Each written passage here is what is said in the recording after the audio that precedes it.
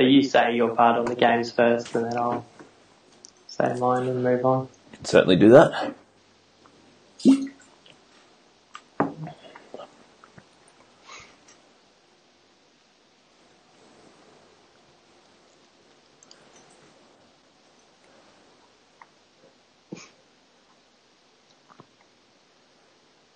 Alright, let's go.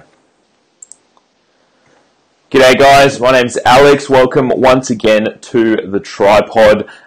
This week we're going to be recapping round 1 in the NRL. Had a really good week this week. Obviously, if you guys have been following us, you would have seen that we were on the Titans in that one, and that was a bit of a rough end to the week. But yeah, if you'd followed every single one of our tips this week, including singles, including multis, you'd put $100 on every single one of those tips. I just figured out you'd be up about $3,000 this weekend. So that's a pretty good weekend. What do you reckon, Jacob? Yeah, it is good. So thanks for tuning in, everyone. We will be here every week. We're not just here to gloat because we did have an exceptional round, albeit sour note. Let me just read out some of those multis. We had a same game multi, $4.40 cash Friday night. A 4-leg head-to-head, cash at over $8. 3-leg multi, cash at $6.50. Another 3-leg multi, cash at $3.50. Another $3.50 winner. A $2 winner. We were 13-1 on our best bets going into the Titans Raiders, and we had a 25-1 full round multi on the Titans as well. And of course, that's where it ended. So our record for the round was 14-3 on 50-50s. And I mean, another example where a lot of blokes who had 25-1 did actually take the Raiders. Pretty easy to hedge off there. And with the early payout and stuff, they'd already won their hedge by half time. And that's not going to show. That's going to show as a big fat L for that multi for us. But at least a few boys did make some dollars there. Now we'll start by talking about that game. If you're someone who picked the Titans to have a breakout year in 2019 and picked them to come 5th on the ladder, you're going to make excuses for the Titans tonight. You're going to say it was pissing rain. You're going to say we didn't know that Ash Taylor was going to be out, followed by Tyrone Roberts 10 minutes in. Way too many errors. So I do think that's a classic case where your average punter watches that game and is actually offended by how shit the Titans were tonight. But it is very tough. You've got to give a little bit of credit to the Raiders for just making a few more key plays and being a bit tougher. The Titans is not a team I'll write off after that performance. But yeah, I actually prefer when we get blown out rather than lose a close one. We look dumb, but there's value to be made in the future weeks. Oh, and of course, you mentioned last year how brutal it was when you had $15,000 riding on the final game of the round 1 of last year, when we just needed the Raiders to win and the Titans came back and won that one. You'd way rather lose a multi, I think, just getting blown out like they did today, 21-zip, rather than lose in a last-second, field goal or some absolute garbage. But yeah, I think people are going to overreact to this one. It was a very sloppy game. That's to be expected. It was awful. It was absolutely awful. It was terrible. I mean, that is to be expected though. First game of the season back. Chemistry starting to form. We did say it may take the Titans a little bit of time to gel. A lot of new faces in the team, etc. But it was just a wet, soppy game. Torrential rain. Torrential rain. And before we move on to the next game, I did want to say something in regards to the weather.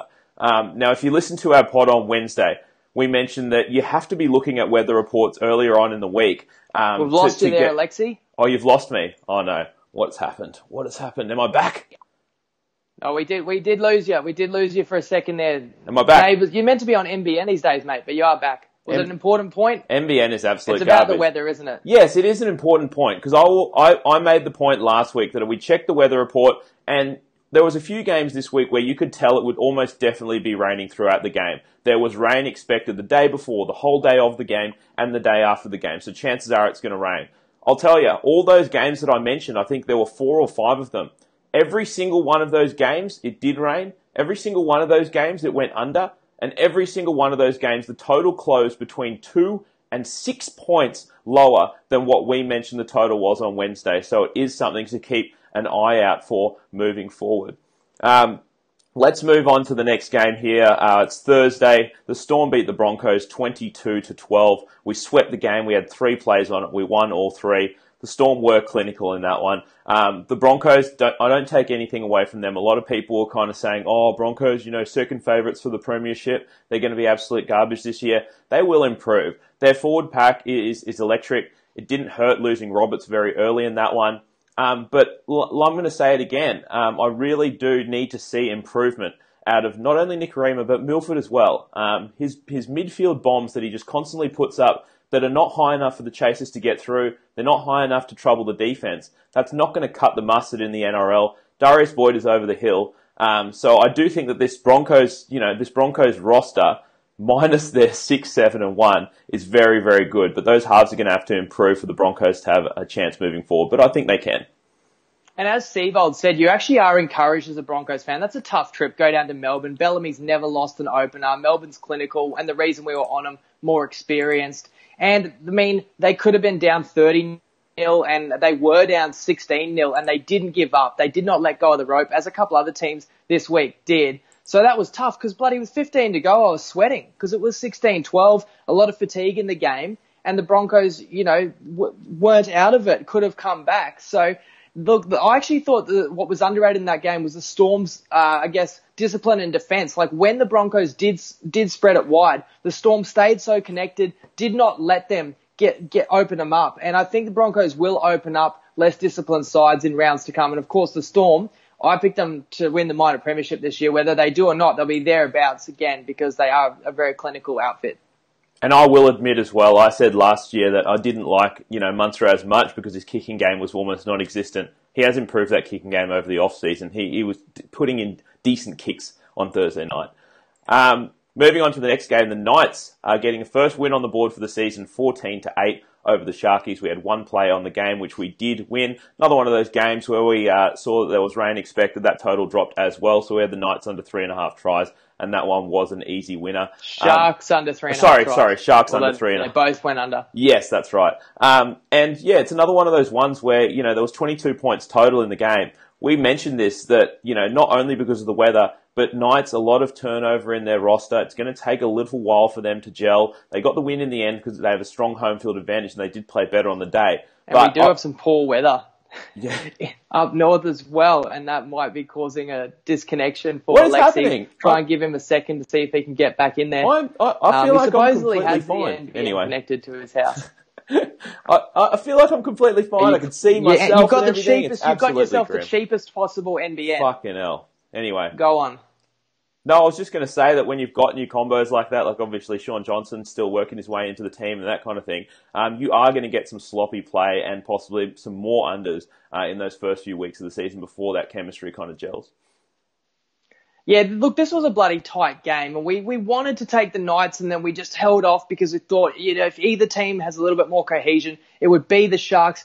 And of course, when the Knights win, you kick yourself. But hey, if they don't take that intercept try, Edric Lee against his old side late in that game, maybe they don't win that one as well. It was bloody tight. I was actually impressed by the defense of both sides. I know it was tricky conditions, and you said attack does take a few weeks to gel, really. But it was a gutsy effort by two teams that I had on the cusp of the 8, both of them. And, games like that can go a long way to define a season. So tough one for the Sharkies and a confidence boost for the Knights.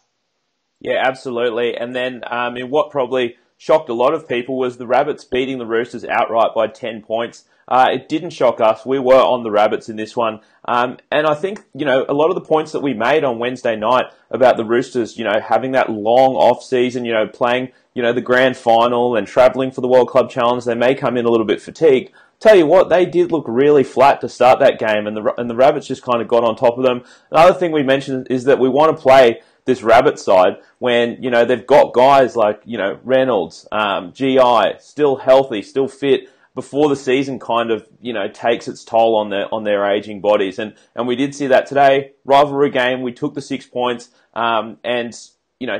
the Rabbits will be decent this year. They're not going to be better than the Roosters, but at the start of the season, like we mentioned, is the time to bet against the Roosters if you want to, because they'll try and ease their way into the season. Another game, very tough conditions. Basically, the team that wants it more wins that one. It's not. Sometimes will is going to overpower skill, and the Rabbitohs, credit to them, they were tougher. They completed a little bit better. Roosters a little bit too sloppy. And as you said, we took +6, but we get an outright win by 10, so quite an easy win for the pod there. Yeah, very easy win. Another easy win was the Warriors absolutely thumping the Bulldogs 40-6. We just had the one play on that one. It was the Warriors -3.5, and obviously that one cashed by a bunch. You know what? My concern with the Warriors was that halves pairing. Were they going to be able to gel decent enough?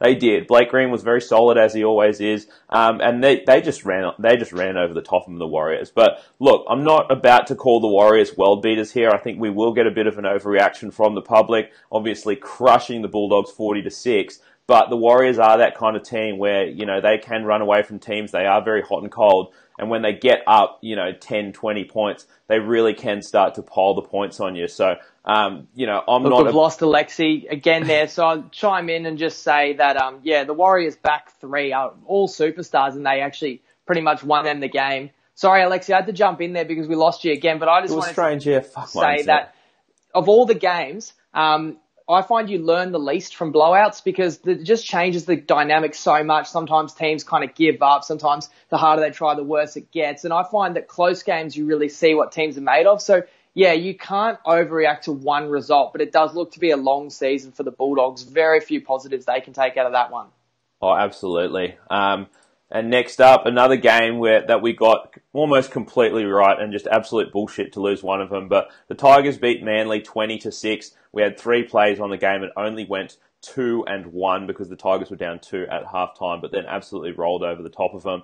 Manly, shouldn't have even scored a try. They scored a try in the very last minute. Manly are going to struggle without Tommy Turbo. You saw it. I understand that the Tigers' defense is pretty solid, but Manly is just really, really going to struggle to put on points until Tommy Turbo gets back. But the issue is, I guess everyone knows that now, and especially after losing 20-6 to the Tigers, you're not going to get many average punters wanting to bet on Manly. But I'm not about to call the Tigers world beaters either. But it's the same sort of deal, like we said with the Rabbits. It's probably one of those teams where you kind of want to bet on them at the start of the season. They do have a few older blokes there in the team. And they're another one of those teams that thinks they're going to be on the cusp of the 8, so they really have to put in early on in the season, get those wins on the board. Give credit to the Tiger. Great performance at home. And blokes like Robbie Farah and Benji, they did wind back the clock a bit and they were the tougher side and the hungrier side. And as we said, a little bit more depth across the park because that Manly side is so skinny outside of,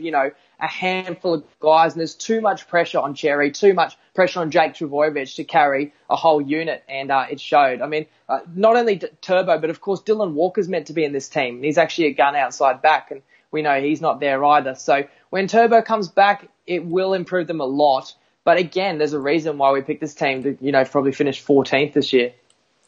Yep, that's it. And the next one, this one was one of our favourite plays of the week. We had our most plays on this one. It's the Cowboys beating the Dragons 24-12. We had 4 plays on that one, which was our most of the whole week. Went 4-0 on that one. Cowboys, I had no secret that I absolutely love the Cowboys this year. I not only kind of think that they've upgraded in certain positions, but it's just the fact that everyone was so down on them last year. They had a horror season, and those are the kind of teams that you do want to bet at the start of the season before the secret's out. People saying they lost those. I might just interrupt Alex there. Sorry, mate. Every single time you go into your breakdown, your chief NBN is letting you down there.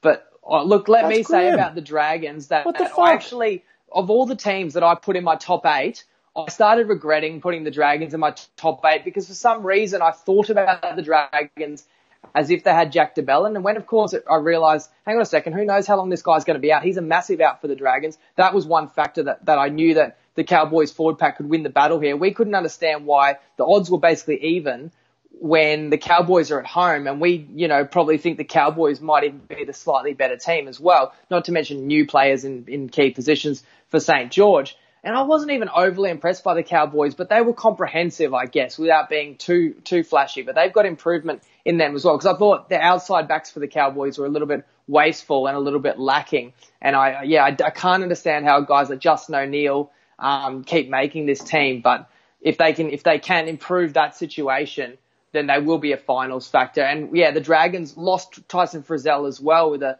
painful testicular injury too. So that is brutal to lose him on top of DeBellin as well. That's going to be, tough for the Dragons forward pack the next few weeks for sure. It's going to be interesting what they do with those Dragons halves, if they're going to keep it the way it is or, keep Widdop at fullback or, because it just didn't look right to me. Anyway, moving on to probably the biggest upset of the round was the Eels beating the Panthers 20-12. We had one play on the game. It was because of weather orientated, and we also thought that the Eels would certainly put in effort after just a horror season last year. So we had under 3.5 tries in the first half. That one cashed easy. There was only 2. Yeah, let me just say, I guess I mentioned it. You know, you look at this game on paper. Alexi's out. Am I cutting out again? I'll let Alexi have the final word. This was earlier game anyway. This afternoon. Sorry, mate, you're out. But see, you can put a bow on it. But I'm kicking myself for us not taking the Eels because we did say wooden spooners last year. This would be the game where they would put in 100% because they had to. And they had to throw the kitchen sink at the Panthers, and they did. It was a very impressive effort by the Eels, and they held their nerve in the end. And, you know, we were texting each other 20 minutes before kickoff saying, this line's got to 6.5. We would have posted it as a best bet, but I think we probably need to try and post an official best bet at least an hour before kickoff. So, I mean, that's a little heads up for people why the app is great because you can get a notification. And we do monitor the markets even beyond Thursday when, we release our best bets. If something like that happens, we spoke about it on Wednesday. We liked the Eels at plus 4.5, but if we could have got plus 6 or 6.5, it would have been a best bet. And you saw why, because in round one, it's not just all about kind of who's better on paper. It's who shows up to play. And the Eels, tough performance. And of course, everyone will now say Penrith is distracted and everything's wrong at Penrith. But at the same time, it was a tight game for moments there in the second half, and they could have come back and won. So, you know what? They need better options at the number 9 position. I think since they lost Peter Wallace last year, they just have not had great playmaking there. And I know Wade Egan scored a try, but I still think he's not providing a lot of options for them. And they do miss Williame Kickout as well.